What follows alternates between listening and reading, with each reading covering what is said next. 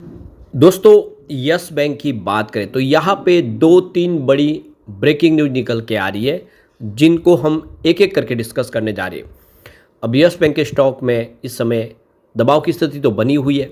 Stock आने वाले समय स्थिति बेहतर हो सकती है, क्योंकि आप देख ही सकते हो कि बिज़नेस काफ़ी अच्छा है यस बैंक का और एक बहुत बड़ा माइलस्टोन अचीवमेंट किया फिर से।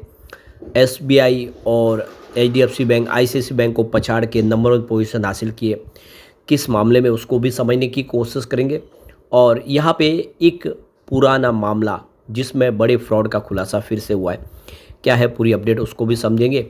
और देख सकते हो कि अनिल अंबानी और यस बैंक के मामले में भी नया मोड़ आ गया है, उसको भी जानने की कोशिश करेंगे। लेकिन जुलाई महीने में यस बैंक में म्यूचुअल फंड ने बहुत भारी निवेश किया है, क्या इशारा कर रहा है वो जानने की कोशिश करेंगे इस वीडियो के माध्यम से।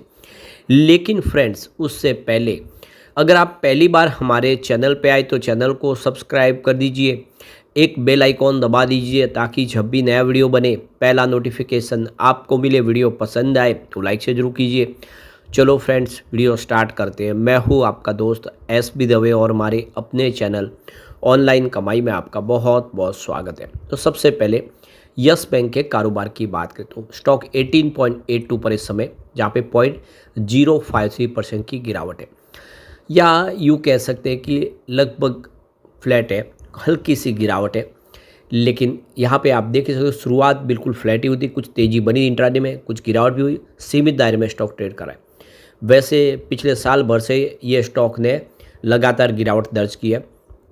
पिछले एक महीने में यहाँ पे 5.8% की गिरावट हुई है, तो 3 महीनों में यहाँ पे 10.16% की गिरावट हो चुकी है और पिछले एक साल में 21.51% की गिरावट है, यानी स्टॉक लगातार निगेटिव रिटर्न दे रहा है।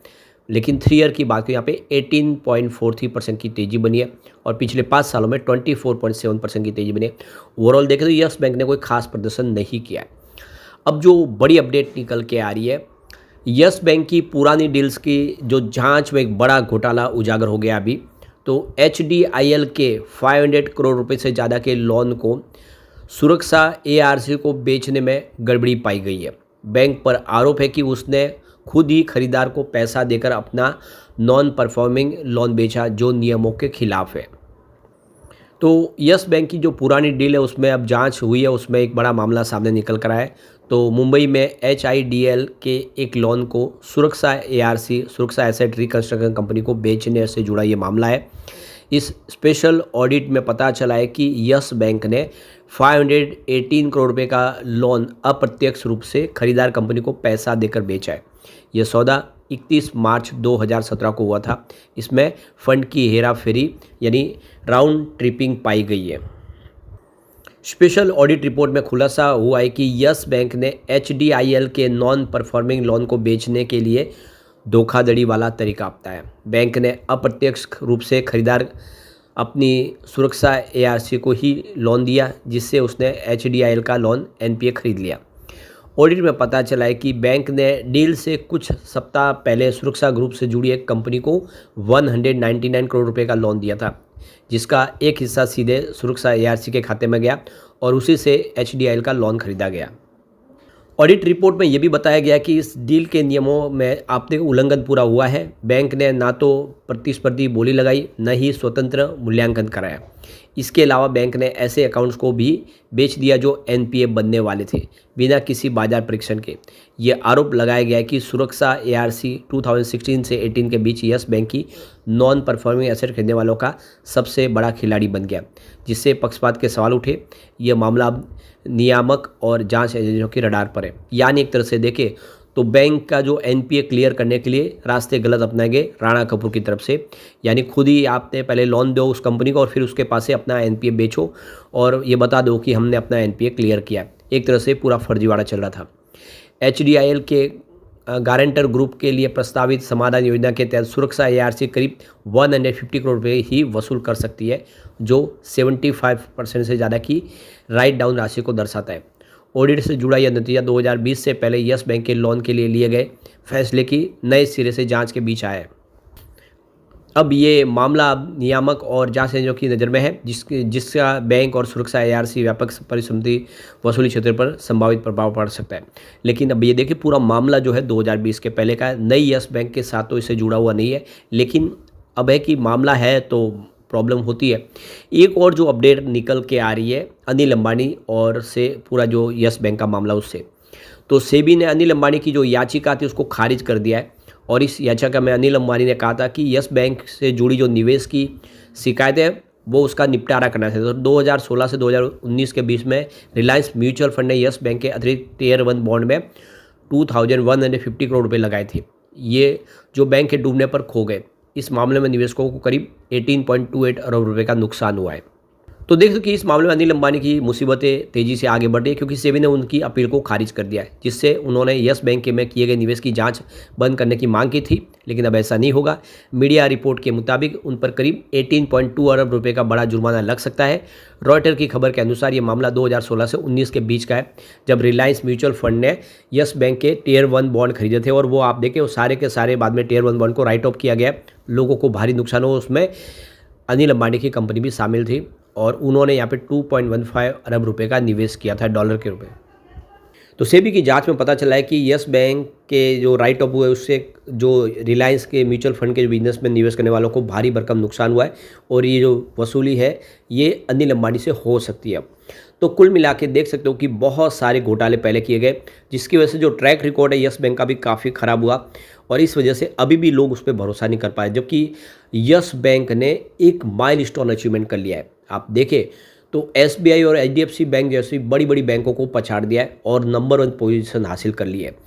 तो देखिए यस बैंक इस समय भारत का भले ही छठा प्राइवेट बैंक है, लेकिन यूपीआई ट्रांजैक्शन में उसने देश के सबसे बड़े बैंकों को पछाड़ दिया है और नंबर 1 पोजीशन हासिल कर लिया है। फाइनेंस 2024 की पहली तिमाही में डिजिटल बैंकिंग में अपनी बादशाहत को कायम किया है।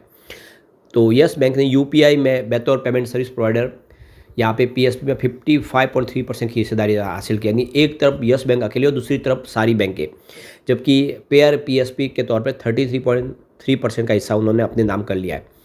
इसके अलावा आधार इनबिल्ट पेमेंट सिस्टम यानी एईपीएस में भी बैंक सबसे आगे है, जहाँ उसने करीब 30% ट्रांजेक्शन और देश भर में 7.9 लाख से ज़्यादा आउटलेट के साथ पार्टनर नेटवर्क बनाया, और नेफ्ट ट्रांजेक्शन में भी इसका हिस्सा 24% है।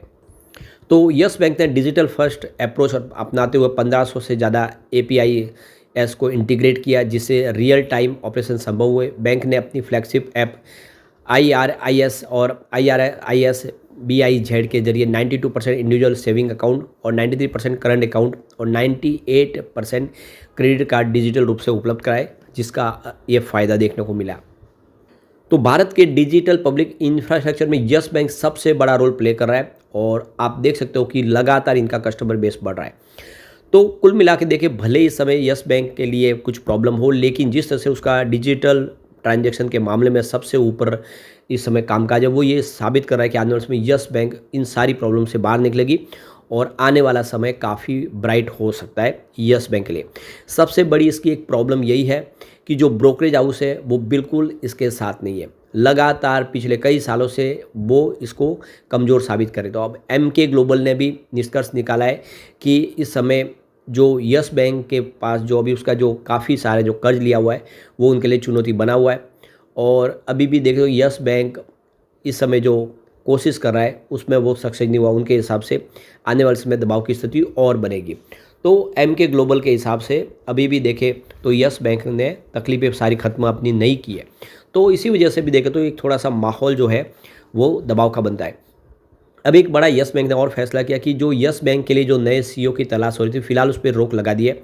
बैंक को वित्त वर्ष 2026 में पर्याप्त सुधार की उम्मीद है, और सिक्योरिटी प्राप्तियों से 12 अरब रुपए बट्टे खाते में डाली गई संपत्तियों से 20 अरब रुपए प्राप्त होने का अनुमान है, जिससे उनकी संपत्तियों पर प्रतिफल में देख सकते कि वृद्धि की संभावना बन रही है। बैंक की पूंजी स्थिति बनी हुई है और स्थिति है इस समय काफ़ी अच्छी है, जिसका कॉमन इक्विटी टीयर सीटी अनुपात 14% है। इस स्वस्थ पूंजी स्तर से भविष्य में ऋण वृद्धि को समर्थन मिलने की उम्मीद है, जो मौजूदा चुनौतियों के बावजूद एक स्थिरता प्रदान करता है। तो फिलहाल आने वाले समय बैंक चाहती है कि वो जो एसएमबीसी का जो है मामला पूरा सॉल्व हो जाए, उसके बाद में ही नए सीईओ को लाया जाए। तो ये देख सकते हो एक अच्छी गुड न्यूज़ है। दूसरी तरफ देखें तो एक और अच्छी गुड न्यूज़ निकल कर आई है।